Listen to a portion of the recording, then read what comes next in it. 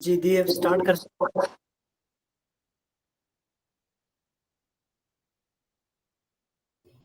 जी मीना दीदी। जी भैया, प्रणाम सभी को। तो परम पूज्य गुरुदेव वंदनीय माता जी के संरक्षण में इसका जो सार संक्षेपण है बहुत विस्तृत है, लेकिन इसको थोड़ा सा रखने की कोशिश करूंगी। तो इसमें जैसे बच्चे बड़े हो जाते हैं तो माँ अपने बच्चे को कुछ महापुरुषों की जीवनियां सुनाकर या उसको प्रेरित करने के लिए कुछ ऐसे संदर्भ प्रस्तुत करती है जिससे उनका मनोबल बढ़े, उन्हें आगे बढ़ने की प्रेरणा मिले और अपने जीवन के प्रगति पथ पर अग्रसर हों। तो यहाँ भी हमारी वंदनीय माता जी जब परम पूज्य गुरुदेव चले गए और माता जी के कंधों पर सारा भार आ गया, तो अपने बच्चों को प्रेरणा देने के लिए तो यहाँ परम पूज्य गुरुदेव ही हमारे आदर्श हैं, या वही वो महान, इसमें नर देव कहा है अंत में माता जी ने गुरुदेव को, तो उन्हीं का उदाहरण प्रस्तुत कर रही हैं और बता रही हैं कि इस युग के आत्मबल के धनी यदि कोई व्यक्तित्व है तो वो परम पूज्य गुरुदेव थे। और माता जी जिस घनिष्ठता के साथ उनसे जुड़ी थी और जो कुछ उनके विषय में वो जानती थी, उसके कुछ अंश हमें हमारे मन मस्तिष्क में रखना चाहती हैं और उन्हें बताकर समझाकर कि गुरुदेव ने किस प्रकार अपने जीवन को जिया, क्या आदर्श उन्होंने प्रस्तुत किए। जो सबसे पहले इसमें आरंभ किया कि आत्मबल संपन्न, तो आत्मबल की परिभाषा यहाँ दे दी है गुरुदेव ने और बताया ये है कि शरीर और बुद्धि की दृष्टि से हम इतने भौतिक संसाधनों को प्राप्त करने के बाद भी हम कितने निकृष्टता के स्तर पर जा रहे हैं। ना हम शरीर से मजबूत हैं, ना मन से मजबूत हैं, और जो मानसिक उद्विग्नता है वो किस प्रकार एक विक्षिप्तता की स्थिति तक हमको लेकर जा रही है कि ना हम पर्याप्त श्रम कर पा रहे हैं, ना हम कुछ ऐसा सृजनात्मक कर पा रहे हैं, ना ही हम अपने जो जीवन की दिनों दिन की समस्याएं, इतने शिक्षित अपने आप को मान रहे हैं लेकिन उनका भी निवारण हम नहीं कर पा रहे। और इसमें माता जी हमें एक और बात कह रही है कि हमने इतना श्रम करके जिस शैक्षिक स्तर से जो भी हमने डिग्रियां हासिल की, उसके बाद जो हमने पद प्रतिष्ठा की, तो वो कह रहे हैं कि क्या ये सारा जीवन जो हम इतनी चतुरता और कुशलता हमने लगाई है, क्या इसलिए लगाई है कि हम अपना, और वास्तविक हित हमें नहीं पता, और क्या ये मानव जीवन हमें इसलिए मिला है कि हम अपना ये पूरा का पूरा जीवन इस प्रकार इतने इस इन कार्यों में लगा दें जो अपनी भी समस्याओं का समाधान हमारे पास नहीं है। और हम मानसिक दृष्टि से इतने विपन्न हो गए हैं कि आज एक सीधा साधा जीवन या हंसता हंसाता जीवन, मतलब जितने शिक्षित होते जाते हैं उतने ही हमारे अंदर नीरसता की स्थिति बढ़ती ही चली जाती है, मानसिक उद्विग्नता उतनी बढ़ती चली जाती है। हम आम दिनों में आप देख सकते हैं कि जो जितने बड़े पद पर आसीन होते हैं जो व्यक्ति, वो अपने आप को समाज से काट ही लेते हैं और वो अपने आप को सामान्य लोगों के साथ जुड़ा हुआ अनुभव नहीं करते। वो उस पद प्रतिष्ठा को अपने आप को अपना स्तर ही कुछ अलग ही बना लेते हैं। वो उनकी भावनाओं को तो क्या ही समझेंगे, वो तो उन्हें इस योग्य भी नहीं समझते कि ये हमारे स्तर के अनुकूल है। तो इसका कारण ही रहता है कि वो हमेशा अपने आप को एक जैसे कहते हैं ना, किसी एक अ, बंधन या चारों तरफ से अपने आप को इस तरीके से घेर कर रखते हैं कि उन्हें सामान्य जनों के बीच में ना जाना पड़े, या कहीं जाएंगे भी तो एक अपने आप को उनके लिए अलग स्थान देना पड़ता है। तो शरीर और मन की दुर्बलता को गुरुदेव ने बताया कि इसमें खुराक का कोई दोष नहीं, कि खुराक से ये पुष्ट होते हैं। अगर दिया जाए तो मनोबल या आत्मबल की न्यूनता जब होती है तो हमारे जो शारीरिक क्रियाकलाप हैं या मानसिक क्रियाकलाप हैं उनमें विकृतियां उत्पन्न होने लगती हैं।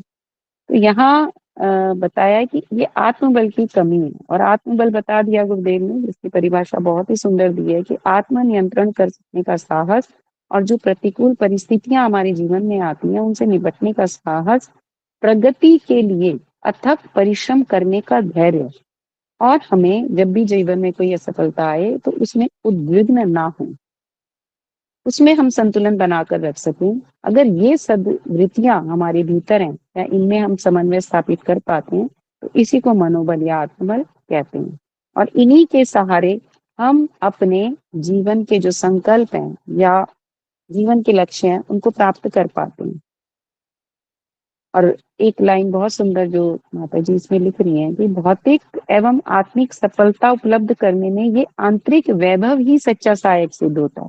मतलब जो वैभव हम भौतिक साधनों से सोच रहे हैं, जो हमने जिनको मान लिया कि हमारी भौतिक उपलब्धियां और जो ये साधन संपन्नता है ये हमारे वैभव का स्रोत है, या हम लोगों में ये जो दिखावा करते हैं, तो इन्होंने इसको बिल्कुल बहुत ही सुंदर बताया कि जिसके अंदर ये आत्मबल है वही है असली वैभव। और इसी के सहारे जितने भी और चीजें हमारी तरफ खिंचती चली जाती हैं, जैसे चुंबक का कि जो बाहरी साधन है या सहयोग है वो तो इस आकर्षण में खिंचकर अनायास ही चले आते हैं। तो इसमें गुरुदेव के जीवन से जीवन को उदाहरण के रूप में प्रस्तुत करके माता जी ने बहुत सारी चीजें बताई हैं। एक तो अपने आप को भी उन्होंने बताया, ये जो हमने एग्जाम्पल देख लिया कि गुरुदेव किस प्रकार अपने से जुड़े लोगों का, मतलब अपने खान पान का तो उन्हें बिल्कुल भी अ, बिल्कुल उसको अवॉइड किया हुआ था उन्होंने, जबकि लोगों ने ये कह दिया कि ये तो धरोहर है हमारी, तो मौसमी के जूस तक को लेने के लिए उन्होंने मना कर दिया। और ये कहा कि भाई मेरे परिवार में, इतने बड़े परिवार में बच्चे बड़े सबको जब तक नहीं मिलता तो मैं कैसे पी सकता हूँ। और इसको चोर की संज्ञा भी दे रहे हैं वो, ये तो चोर का काम हो गया, तो चुपके चुपके मैंने ऐसा भोजन ग्रहण कर लिया या कुछ ऐसा। अब इसके बाद माता जी ने जो एक बात कही है इसमें कि अपने परिवार को जो सुगढ़ गृहिणी होती है वो कभी दरिद्र नहीं दिखने देती। और इसमें माता जी ने लिखा है कि कौन सी कला थी उनके पास, मतलब गुरुदेव के साथ साथ माता जी भी किस तरीके से कि सभ्य लोगों के जैसा तो आवरण रखना पड़ता था और किफायत का अंत, मतलब उनके पास कोई बचत नहीं थी। और गुरुदेव को बताया उन्होंने कि जो हम कहते हैं कि अगर धन नहीं है, हमारे पास संसाधन नहीं है, तो सफलता प्राप्त करना बहुत ही मुश्किल है या प्रगति नहीं हो सकती जीवन में। तो उन्होंने कहा कि गुरुदेव ने तो सब कुछ अपनी स्वेच्छा से सब कुछ दे दिया था। तो इतने धनी परिवार में जन्म लिया था उन्होंने, लेकिन उसके बाद भी उन्होंने कोई कमी नहीं रखी अपने आप को, अपने संकल्प को बढ़ाने के लिए। लेकिन इसके लिए सबसे पहले एक लक्ष्य रखना बहुत जरूरी है।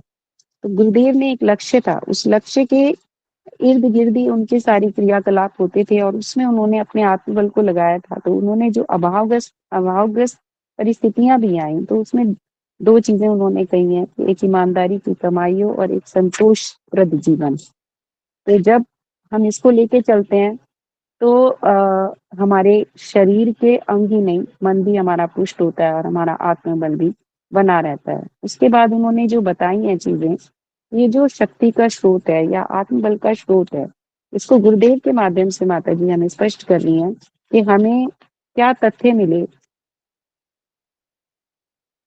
कि जो इंद्रिय संयम था, जो इंद्रिय लिप्सा है उसको रोकना। तो उसमें जो 10 इंद्रियों में से 2 इंद्रियों पर ही जोर दिया। और वैसे तो 4 तरह के संयम गुरुदेव ने बताए, लेकिन इसमें माता जी ने बताया है जिसका पालन गुरुदेव ने किया अपने जीवन भर, कि किस तरह से भोजन किया जाए। कितने सुंदर कहा है उन्होंने कि जीभ को व्यभिचारिणी न बनने दिया जाए। तो व्यभिचारिणी वही है कि जरा सा स्वादिष्ट भोजन या मनपसंद भोजन देखते ही उस पर टूट पड़ना, और उसके बाद वो कह रहे हैं कि अपनी सात्विकता को नष्ट ना होने दिया जाए। तो अगर इस पर हम रोक लगा लेते हैं, अपनी इंद्रिय लिप्सा पर और इंद्रिय संयम, 2 इंद्रियां, जो एक जननी इंद्रियों का संयम, इसमें ब्रह्मचर्य पर बल दिया गुरुदेव ने। तो अगर हम इन पर नियंत्रण कर लेते हैं तो हमारी जो शारीरिक अस्वस्थता है वो तो अपने आप ही दूर हो जाएगी। और माता जी कह रही हैं कि पता नहीं आने वाले समय में क्या लोग इस पर कितना अमल करेंगे।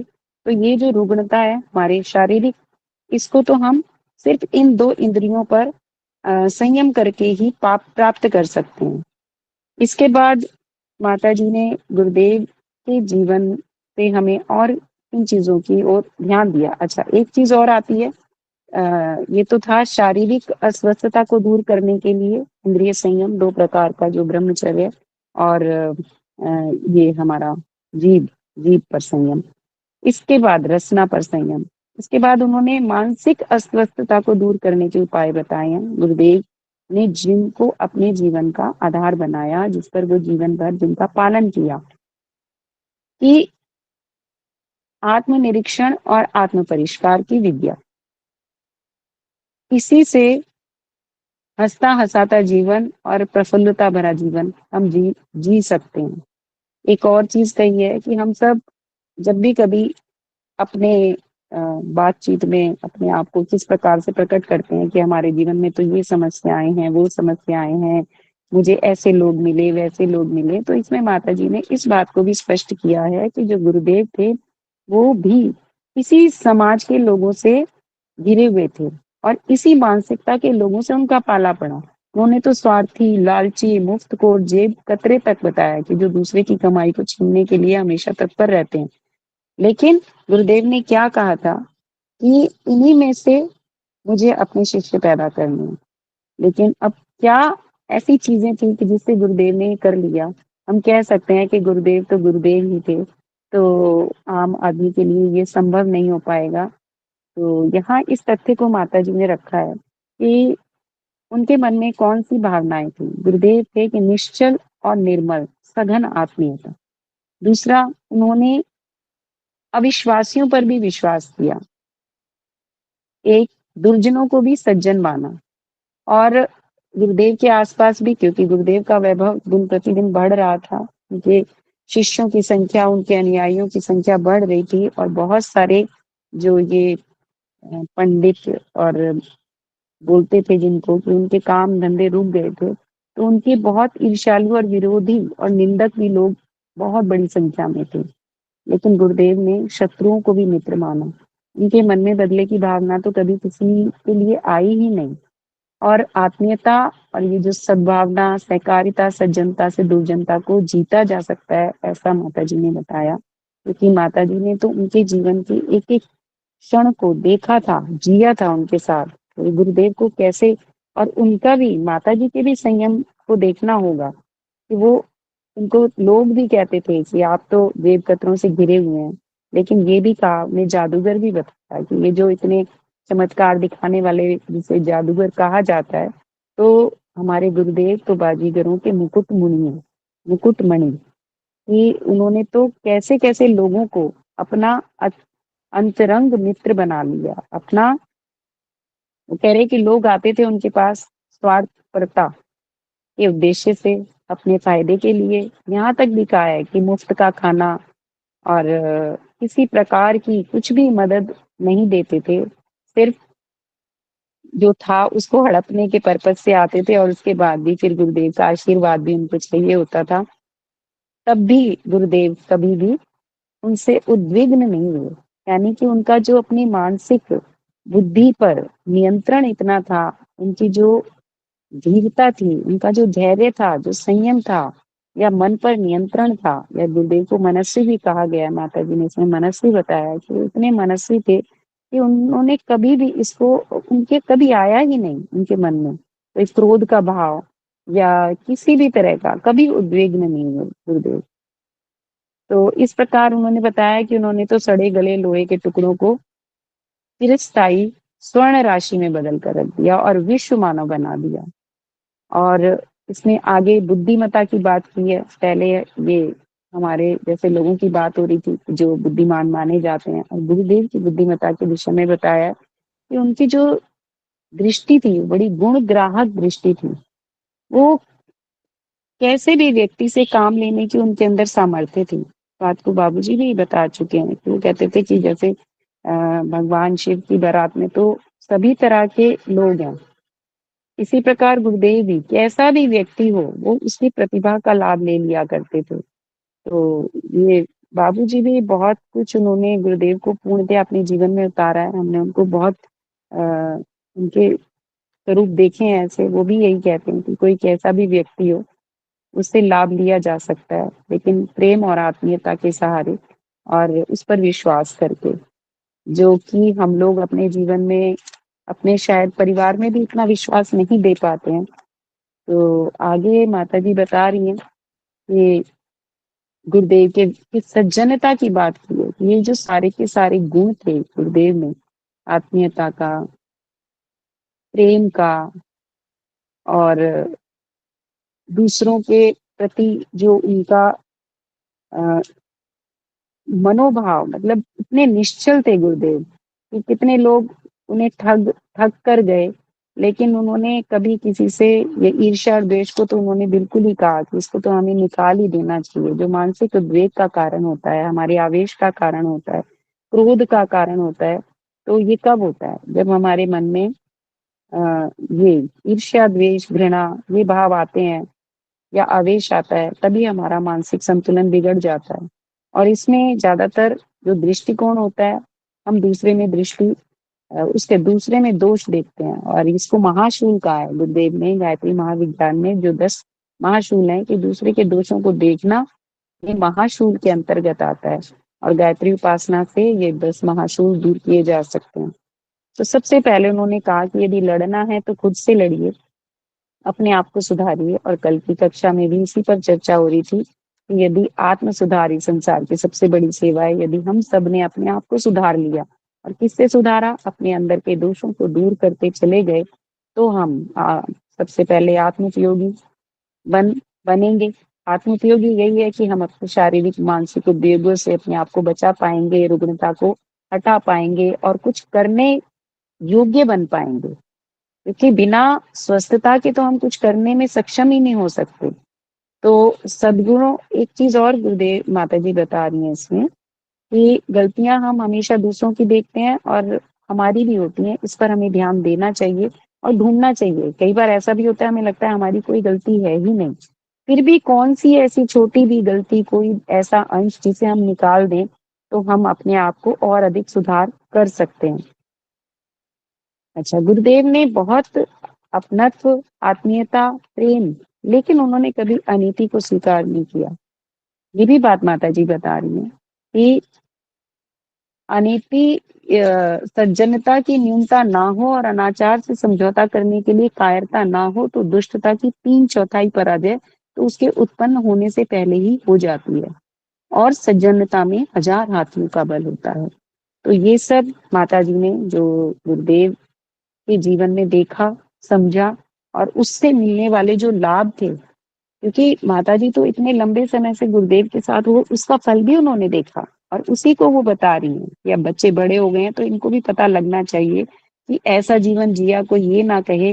और एक चीज और माताजी ने बताई है कि यदि गुरुदेव के शारीरिक बल को देखें तो 60 वर्ष की अवस्था में भी वो नवयुवकों जैसे थे, और यदि उनके शरीर पर कोई कष्ट दिखाई देता है तो वो उसका कारण ये था कि वो अपने तप में से कई गुना ज्यादा दूसरों को दे देते थे, और उसकी रुग्णता गुरुदेव को अपने शरीर पर झेलनी पड़ती थी। ये हम जान चुके हैं, और गायत्री महाविज्ञान में, गायत्री गीता में भी ये बात आई है कि संत जो होते हैं वो दूसरों के दोषों का जो होता है, उनके पापों का फल खुद भोगते हैं। तो इसी प्रयास में कि हमें, यदि वो किसी के दुख दूर कर रहे हैं तो वो दुख तो हमारे अपने पिछले कर्मों के प्रारब्ध के फल हैं। तो यदि हम आशीर्वाद स्वरूप मांग रहे हैं, और हमारे गुरुदेव ऐसे थे कि कोई भी आ जाए वो सबकी मनोकामना को पूरा कर देते थे, उनके दुखों को दूर कर देते थे, तो उसका फल अपने शरीर पर ले लेते थे। उसका दुख, उनकी अ, जो जीवन की समस्याएं थी उनको दूर करते थे, और लोग सिर्फ आशीर्वाद ले लेके चले जाते थे, उसके बदले में प्रतिफल स्वरूप कुछ भी नहीं देते थे, ना तन से, ना मन से, ना धन से। तब भी वो कभी विचलित नहीं हुए, और यही कहते रहे कि ये अपने अपने मन को ठीक कर रहे होंगे या समझ रहे होंगे। कभी उन्होंने किसी के प्रति कोई ऐसी भावना ही नहीं रखी, कभी आई ही नहीं उद्विग्नता की बात।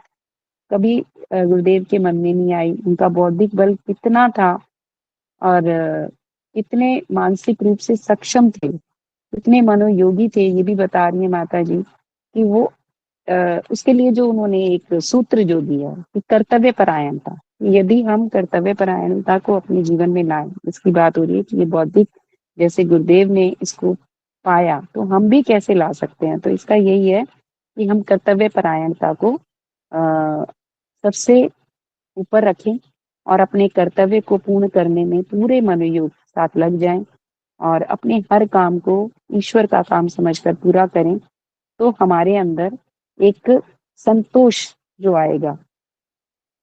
तो जैसे गुरुदेव के विषय में बता रही हैं माताजी कि कभी भी कोई काम में असफलता मिलती थी, तो खिलाड़ी जैसा जीवन उन्होंने जिया। तो वो उसको कभी भी ये नहीं कहते थे कि भई खिन्न नहीं हुए, यही कहते थे कि अब की बार हम और अधिक सतर्कता और तत्परता से इसको करेंगे, शायद कहीं कुछ कमी रह गई होगी। तो ये वो अपने बच्चों में डाल रही हैं इस बात को कि हम इतना मनोयोग लगाएं, इतना पुरुषार्थ करें और हर काम को पूर्ण निष्ठा के साथ करें, पूर्ण पुरुषार्थ के साथ करें, तो हमारी भी ये जो मानसिक उद्विग्नता है दूर हो जाएगी और हम उस संयमी भाव को यानी मनस्वी बन पाएंगे, अपने मन पर नियंत्रण रख पाएंगे और आवेश से दूर हो पाएंगे। इसके बाद गुरुदेव के विषय में जो माता जी ने हमें अंत में जो बताने जा रही हैं कि उन्होंने एक आदर्श को अपने जीवन में रखा और आदर्श बनकर उन्होंने अपने जीवन को जिया। ये भी कहा कि उनकी वाणी और लेखनी और प्रतिभा, उनमें ये त्रिविध अद्भुत सिद्धियां थी। तो कहते हैं कि इसी वजह से गुरुदेव को इतना जो 50 लाख शिष्य और करोड़ों अनुयायी उनको नहीं मिले। उन्होंने जो अपने इस प्रतिभाशाली व्यक्तित्व को बनाया, तो उसके पीछे उन्होंने कहा कि उन्होंने उन आदर्शों को जिया, अपने जीवन के रूप में, प्रमाणित रूप में, मतलब जीकर दिखाया। उन्होंने उपदेश से नहीं, अपनी करनी से, अपने कृतत्व से अपना उदाहरण प्रस्तुत किया और यही दूसरों को मार्ग दिखा सकता है। ये हम अपने जीवन में भी देख सकते हैं, रोजमर्रा के जीवन में भी हमें पता चलता है कि जब तक कोई ऐसा काम हम कर नहीं रहे, हम सिर्फ कहे जा रहे हैं, कोई इस बात पर ध्यान तक भी नहीं देता। और जब आप करते रहे तो धीरे धीरे समय तो लगता है, लेकिन हाँ, एक समय के बाद जरूर एहसास होता है उन लोगों को कि नहीं, ये ऐसा करते हैं और इन्होंने अपने जीवन में इसको जिया है। और इसी को निस्वार्थ प्रेम भी कह सकते हैं और अनासक्ति भी कह सकते हैं, क्योंकि जब आप अनासक्त भाव से अपने कर्म को करते चले जाते हैं तो दूसरा व्यक्ति जरूर इसका मूल्यांकन करता है कि ये इस कार्य को कर रहे थे तो क्यों कर रहे थे। और धीरे धीरे सबको समझ आती है। इतनी बुद्धि तो सभी के अंदर है, इसका गुरुदेव ने पहले कहा भी है कि इतनी तो सभी के अंदर होती है समझ, अपने आप को सुधार करने की और सामने वाले को देख कर परखने की इतनी सामर्थ्य तो सभी के अंदर होती है।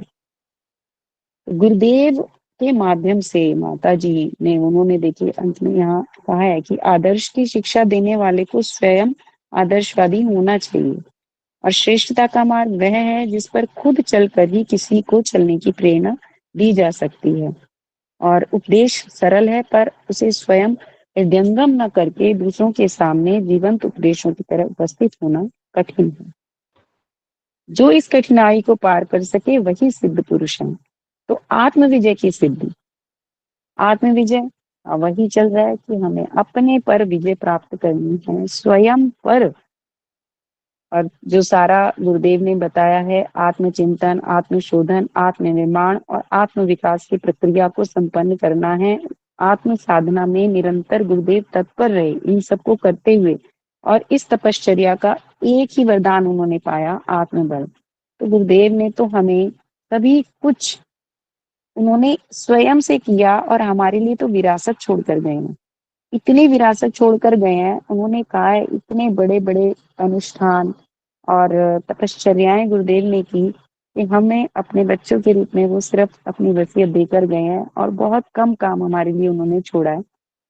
बस आत्मबल बनाए रखना है। हमारी संरक्षक सत्ता तो ऐसी है जो कण कण में व्याप्त है और हमारे एक कदम से ही हमें उछाल कर आगे बढ़ाने की जिनमें क्षमता है। तो माता जी जो संबल हमें देना चाह रही हैं, जिस आत्म विजयी बनने का जो कारण है उसका भी वो बता रही हैं कि धरती पर स्वर्ग का अवतरण करना है, हमें मनुष्य में देवत्व का उदय करना है और तभी हम इस लोक को जीत पाएंगे और लोक नायकों की राह पर आगे बढ़ पाएंगे। तो कह रहे हैं कि कम से कम गुरुदेव के जीवन से जो हमारे ये महामानव गुरुदेव जो हमारे देव पुरुष हैं, कि कुछ कुछ प्रसाद तो हम ले लें उनकी महानता का, कुछ तो ऐसा करें कि कुछ कदम तो आगे बढ़ा सकें। जो प्रदर्शित पथ उन्होंने हमें दिखाया तो हमें उसके ही पथिक हम हैं, उसी राह पर हम सब चल रहे हैं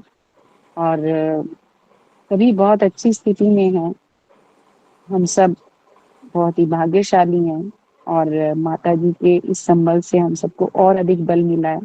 और हमें ये जो साधना पथ है, और इसमें एक चीज और समझ आ रही थी कि जो बाबूजी ने कहा है और जो एक छोटी सी पुस्तक है साधना में प्राण आने वाली, उसमें लिखा भी हुआ है गुरुदेव ने कि पंचकोशीय साधना ही आज के जीवन का एक, हम सबको इस पथ पर आगे बढ़ाने के लिए, गुरुदेव जैसे सामर्थ्य लाने के लिए वही काम आएगी।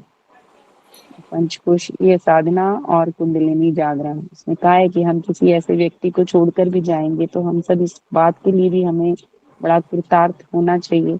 बाबूजी के रूप में प्रत्यक्ष भी हमारे पास ऐसी सत्ता है जो हमें ये महामानव बनाने की दिशा में पूर्ण प्रयास कर रही है। बस अब हमें देखना है कि हम कैसे माता जी और गुरुदेव के पद चिन्हों पर आगे बढ़ पाए। कक्षा अब लंबी हो गई, क्षमा चाहती हूँ मैं। सभी को प्रणाम। अमन भैया आप देखें। जी दीदी, बहुत बहुत आभार आपका। क्योंकि आज ये जो है विषय बहुत लंबा था, तो किशोरी दीदी ने, किशोरी रंजन ने इसको बड़ा ही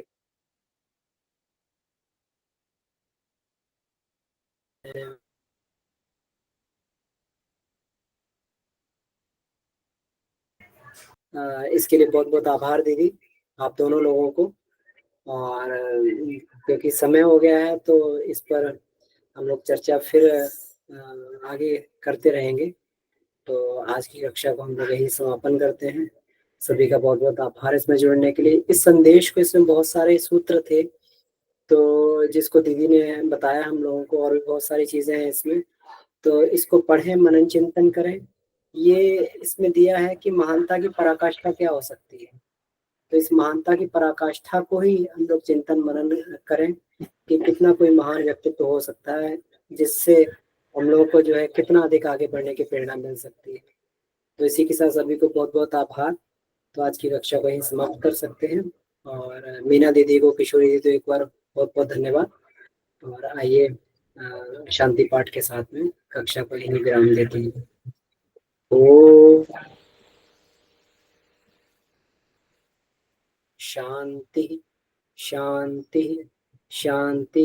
ये समाप्त। सभी को प्रणाम, धन्यवाद, शिवरात्रि। प्रणाम भैया, सभी को प्रणाम। सभी भैया लोगों को प्रणाम, दीदी लोगों को प्रणाम, सभी को किशोरी प्रणाम दीदी को विशेष रूप से प्रणाम।